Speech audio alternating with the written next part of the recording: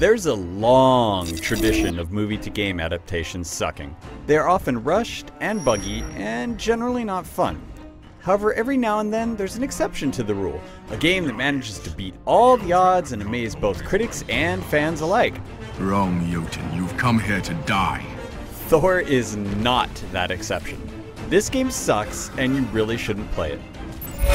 How did they get past Heimdall at the gates? Doesn't matter. They'll suffer for this all the same. The story is a prequel of sorts to the movie.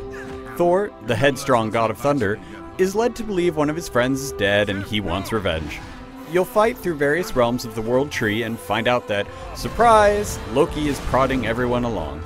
The story is basic, and chances are you won't care about any of the characters or Thor's home realm of Asgard.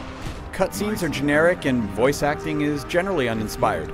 I'm glad that the folks at Liquid Entertainment didn't just stick to the events of the movie, but what they have here isn't all that interesting. The rest of the presentation is a mess, and there are glitches everywhere. The animation is clunky, and characters will sink into the ground for no reason. The frame rate is also choppy, and textures seem to phase in and out of existence. This is a shame because the world and creature designs work reasonably well. When you get down to it, the son of Odin deserves something better.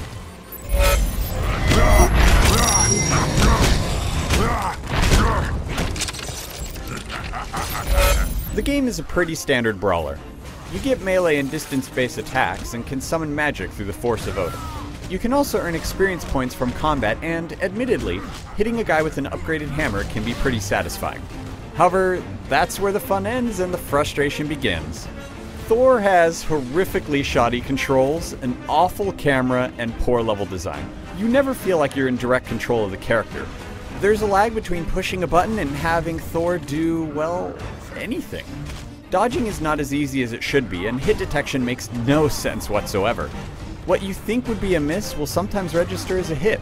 Enemies will routinely shake off attacks as if they were never hit because the game forgot to register them. There's also a grapple move where you can grab a hold of enemies and take them out in devastating ways. While these attacks look pretty cool, the sluggish controls make them awkward to pull off. And as if that wasn't bad enough, Thor can't fly outside of prompted moments. Yeah, that's just weird. Overall, you really don't feel like the big guy at all. More like his suckier, lesser-known roommate.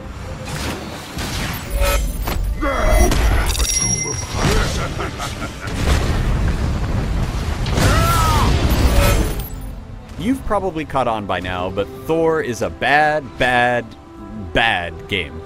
If you want a decent Thor game, check out the Wii version, and if you want a good Thor game, head to your Nintendo DS. But if you want a broken, frustrating mess, by all means, go for the 360 and PS3 one. For more on the god of blunder, fly on over to IGN.com.